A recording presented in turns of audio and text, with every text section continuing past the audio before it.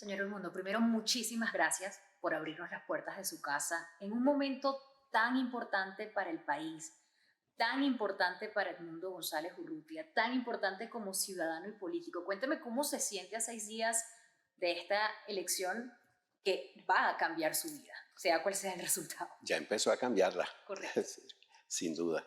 No, mira, muy intensa esta última jornada de la campaña. Hemos estado recorriendo parte del país, hemos ido a varios estados, hemos ido al estado Bolívar, en fin, en algunos sitios he ido yo con María Corina, en otros he ido yo solo. Pero muy intenso y me he ido adaptando fácilmente. En un fin de semana también bien convulso para la política mundial. He visto lo que ha hecho durante este último fin de semana, pero también tengo que preguntarle como político, como diplomático, ¿qué opina de lo que ocurre este fin de semana con Biden y la renuncia a su candidatura presidencial? Porque usted, siendo candidato el mismo año que Biden también aspiraba a la reelección, tiene que importarle. ¿Qué opina, Claro. qué opina de lo que pasa actualmente en Bueno, Estados el mundo Unidos? está revuelto. En Sí. la situación en el Medio Oriente, que continúa el conflicto con Hamas, la misma reelección en Estados Unidos de cara a la convención republicana que en las próximas semanas. Todo eso hace un panorama bien complejo, aparte de la situación política y las elecciones en Venezuela, que cobran interés porque, bueno, tenemos un gobierno que ha estado durante 25 años en el poder, todavía como que quiere aferrarse a él. Hay algunas cosas que quizás se pueden comparar, porque en esta campaña presidencial de Biden, el Partido Republicano intentó hacer una campaña, valga la redundancia, de demostrar que Biden no estaba apto por su estado de salud. Y siento que el oficialismo, el gobierno de Venezuela también ha hecho lo mismo con usted, con una campaña de decir que no estaba apto para ser candidato a la presidencia por su estado de salud. Incluso mencionó el cuadro gripal que tuvo la semana pasada. ¿Qué tienen que decir sobre esto los venezolanos que quieren hablar sobre este tema y le siguen preguntando por su cuadro gripal o estado de salud? Eso no es sino parte de una campaña sucia del gobierno, algunos sectores del gobierno que han insistido en eso.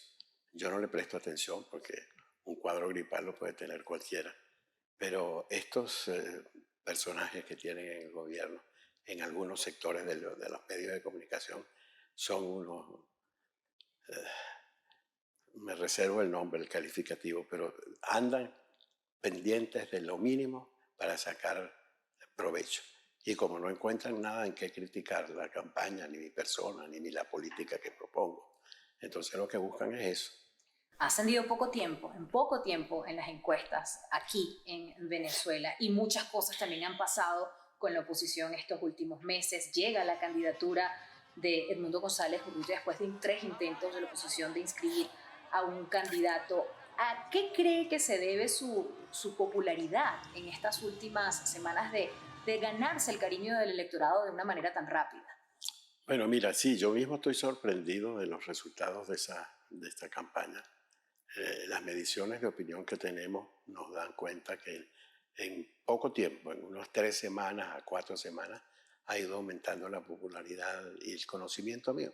Porque vamos a ser claros, yo no tengo ninguna antecedentes políticos que me hicieran conocer como un hombre público de la política. Era un hombre público, Diplomático de bajo perfil. era un funcionario diplomático por muchos años, también tuve una figuración en los últimos años, pero directamente como dirigente político no lo había tenido. Entonces cuando me propusieron esto fue evidentemente una sorpresa y lo único que yo les dije es que yo acepto esto siempre y cuando sea una propuesta con toda la plataforma unitaria apoyando esto. Es decir, que se tome esa decisión por unanimidad. ¿Qué ha aprendido de Venezuela y sobre todo de los venezolanos en esta campaña presidencial? Bueno, mira, muchas cosas. Aquí hay un capital humano importantísimo. La dirigencia política con la que interactúo todos los días está abocada al máximo en esta campaña, está promoviendo la candidatura mía al 100%. Muchos están desplegados en varias ciudades en el interior, en Táchira, en el Zulia. En el Zulia vamos mañana y están organizando un acto multitudinario para el día martes o miércoles, el 5, el martes. Y bueno, y así todo. La campaña que se hizo en Bolívar fue impresionante también. Y en lugares sumamente remotos del país, que teniendo en cuenta lo que mencionábamos anteriormente con su historial profesional, tiene que ser muy extraño para usted verse en esta situación en comparación hace un año, ¿no? Como mencionábamos, un diplomático de bajo perfil con una gran carrera, como diplomático que ahora está entendiendo el malestar de los venezolanos que se encuentran en las ciudades más pequeñas. ¿Cómo toma la responsabilidad cuando ve a estos jóvenes, a estas familias en lugares que tienen 8 horas o días sin agua y sin electricidad? ¿Hay alguna historia en específica que le ha impactado en este recorrido? Muchas. Cuando a ti te toman del brazo un niño o una mujer y te dicen, tú eres mi última esperanza para no irme del país, eso te pega. Claro. Y te motiva a seguir adelante y a meterle al máximo lo que tenga que hacer para ganar la candidatura y para que esta candidatura se transforme en una política seria de transformación y de reestructuración del país, que es lo que buscamos. Eso es la meta y eso lo vamos a lograr con el concurso de la mayoría de los venezolanos que por las mediciones de las encuestas nos están dando sus simpatías y su aprobación. Una esperanza que menciona en estos momentos que sin lugar a dudas llegó gracias al apoyo de María Corina Machado y debido al hecho de que no le permitieron su inscripción en octubre. La hemos visto con usted, la hemos visto sola haciendo campaña presidencial, pidiéndole a la población venezolana que vote, y hay muchos momentos donde la gente dice que el voto de María Corina se transfiere ahora al voto a Edmundo. Personas que critican esto, ¿qué quisiera decir usted precisamente sobre esos comentarios? Mira, María Corina es una líder fundamental de la política en Venezuela, una líder fundamental para la oposición, y ella y yo tenemos una perfecta relación y estamos muy claros en los objetivos que tenemos, y ella está proyectando mi candidatura como si fuera la de ella misma. Ha sido una campaña difícil, ha sido una campaña ruda, ha sido una campaña que le ha afectado la vida a más de 100 personas que se encuentran o se encontraban detenidos por haber tenido algún tipo de conexión con usted o con María Corina durante esta campaña. Y estoy hablando de cifras de la organización Laboratorio de Paz. 100 personas que fueron detenidas por haberles brindado comida, hogar o simplemente saludado en el camino o haberle ofrecido algún tipo de servicio. ¿Sabe qué ha pasado con este grupo de personas? ¿Sigue siendo parte de la persecución política durante su campaña? Por supuesto que sí. Te voy a dar 2 comentarios sobre esto porque son recientes y nos afectaron a mí y al equipo que me acompaña. Hace varios días atrás veníamos no recuerdo ya de qué parte, de Valencia, y nos paramos en un sitio que es muy popular en Venezuela para comer sándwiches de pernil de cochino. Nos paramos allí y a los 3, 4 minutos se acercaron simpatizantes del oficialismo a molestar, a fastidiar, incluso a agresiones verbales. Lo que hacíamos en estos casos, tomamos un camino distinto y nos regresamos, no les dejamos pie.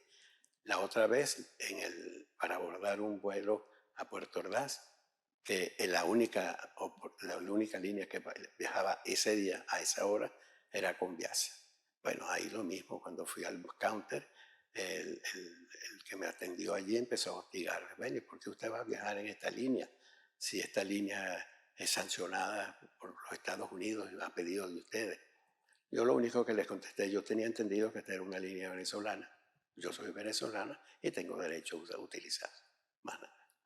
Pero así como esos son casos aislados, pero son parte de una política pues, de agresión permanente, de descalificación, que es lo mismo que han utilizado a lo largo de 25 años. Y es justamente eso lo que nosotros nos proponemos a cambiar. Que un presidente que no grite, que no insulte, que no agreda, que esa es la estrategia que ellos han venido utilizando durante muchos años. ¿Temen por su integridad física? No, en absoluto. ¿Y en estos últimos 6 días? Tampoco. Incluso cuando se han incrementado... Han incrementado actos de violencia, han incrementado ataques a los dirigentes políticos, el mismo caso de María Corina Machado en Barquisimeto, que que le cortaron la- los conductos del del freno. freno. Pero bueno, mira, nosotros tenemos que seguir adelante y a eso le tomamos atención, por supuesto, tomamos nuestras precauciones, por supuesto, pero el objetivo pasa primero y es mucho más importante. Hablemos de lo que lo llevó hasta acá. Una oposición fracturada, una oposición fragmentada y elecciones en el pasado que han sido, bueno, que han sido declaradas como injustas y por parte de la oposición. ¿Cuál cree que ha sido el mayor error de la oposición estos últimos años? Yo prefiero hablar de lo bueno y no de lo pasado. En el pasado ocurría eso que estás mencionando. En esta oportunidad tenemos una oposición unida, 11 o 12 partidos firmemente comprometidos con la candidatura unitaria, apoyada por unanimidad, y eso es muy importante, y un programa de gobierno común de todos, en fin, todas esas son garantías que nos permiten a nosotros. Pero se aprendieron al menos de los errores que no quisiera ver. Bueno, es que los errores eran la falta de unidad, la ausencia de una política y de una estrategia común que nos permitiera trabajar juntos hacia un objetivo. Ahora tenemos un objetivo común, una estrategia común y 11 partidos de la plataforma que están trabajando al unísono con todo esto. ¿Se sentía identificado con la oposición en el pasado? Mira, yo nunca he hecho política partidista. Me interesa la política, por supuesto, y me interesa la política nacional, por supuesto. Y tenía mis posiciones con respecto a la política nacional, algunas divergencias, otras no. Hay personas que se siguen sintiendo decepcionadas por la oposición. ¿Qué le dice a ese votante que se siente decepcionado por la oposición, pero que no le va al gobierno? Que el 28 de julio tienen la oportunidad de votar por mi candidatura, que aspiro a la reconciliación de los venezolanos, a la reinstitucionalización del país. ¿Y qué le dice al votante que apoya al gobierno, que apoya al madurismo? Ellos también tienen un espacio abierto, porque esas son gente que ya están cansadas de 25 años de gobierno. Muchos de ellos están allí en alguna forma obligados, otros más coaccionados, pero puedes tener la seguridad de que en esas mediciones de opinión que hay muchos de esas personas que se dice va a votar por mí provienen del oficialismo. Hablando de seguridad, se menciona un sistema electoral que no brinda garantías e incluso lo ha dicho la oposición en ocasiones anteriores, como mencionaba. ¿Qué es diferente en esta elección? ¿Hay garantías de que vamos a tener elecciones transparentes, que se va a respetar el resultado este próximo 28 de julio? Mira, todos los técnicos nuestros que han analizado el sistema electoral, que han estado presentes en las auditorías, que han estado presentes en los simulacros, nos han dicho que el sistema funciona, el secreto del voto, que es una de las cosas que este gobierno ha manipulado para tratar de desestimular el voto opositor. Ese secreto del voto está garantizado. Y la gente todavía, el gobierno insiste para que se estimular y bajar el votante a favor de mi candidatura.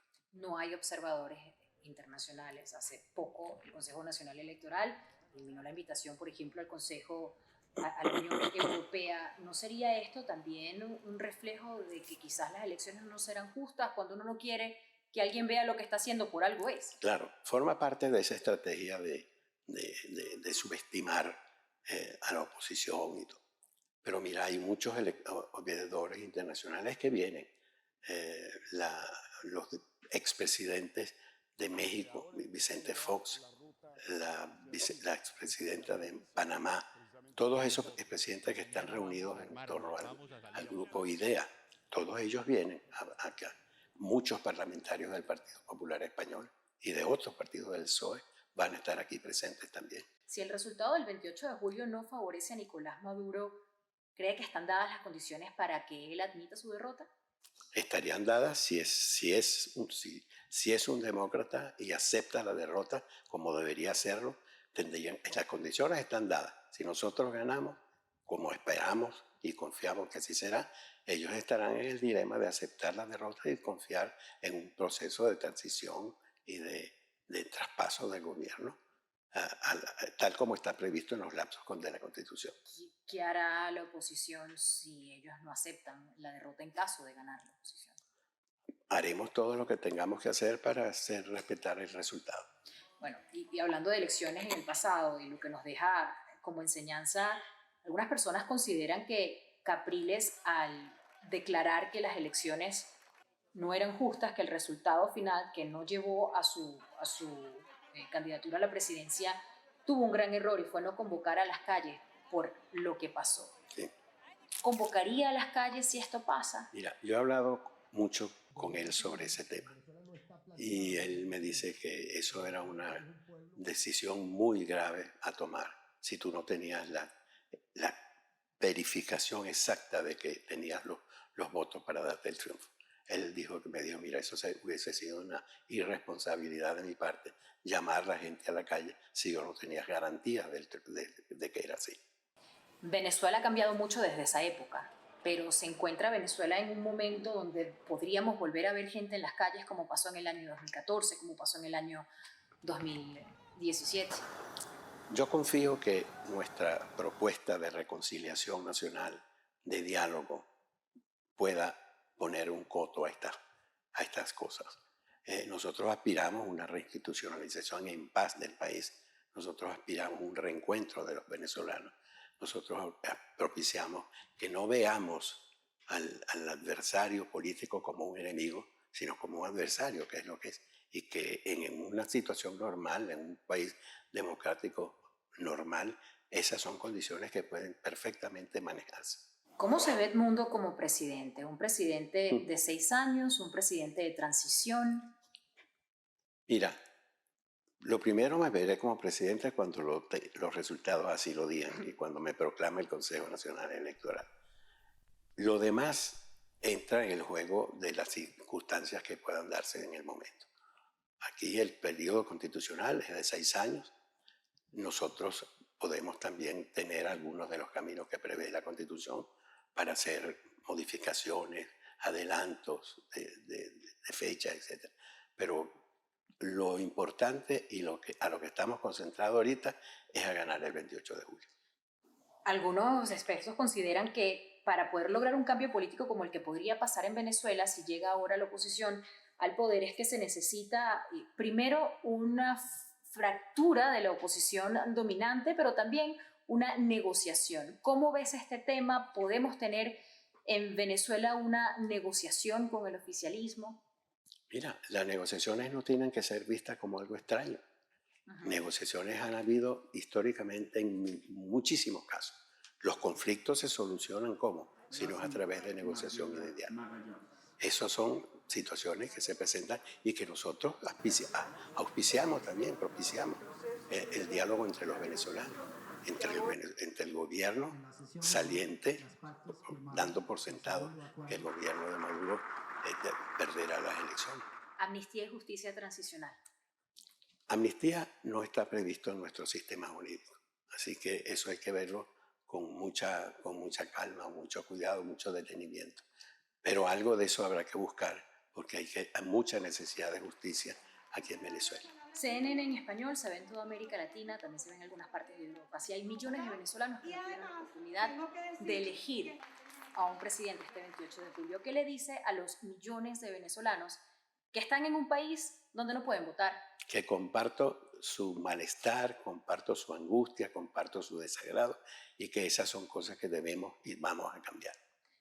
¿Qué haría Edmundo? Sé que quiere llegar a ese momento, pero ¿qué haría Edmundo González Urrutia como primera decisión como presidente este próximo 28 de julio? Mira, no se puede citar una medida, porque el nivel de deterioro es tan grande que aquí hay que tomar decisiones importantes en casi todos los sectores, en lo político, en lo social, en lo económico. Hay la cuestión de los presos políticos que hay que tomar con urgencia. Esa es una necesidad clave para empezar la normalización de la situación política en Venezuela. Por último, tenemos a un país que ha vivido una generación de chavistas, 25 años, una generación que no conoce nada más que esto. ¿Qué le dice a esas personas que no entienden a la oposición cuando dice que hay que rescatar a un país que simplemente ellos no conocen? Esa gente está desencantada ya de 25 años de gobierno de Maduro y de Chávez. Y esa gente ya está empezando a cambiar y de aceptar que hay otras opciones y que pueden ser mejores que un gobierno. Y esa gente está con mi candidatura y va a votar por Edmundo González. Aprecio mucho su tiempo, aprecio mucho que nos haya abierto las puertas de la casa 15NN en No, español y mucha suerte.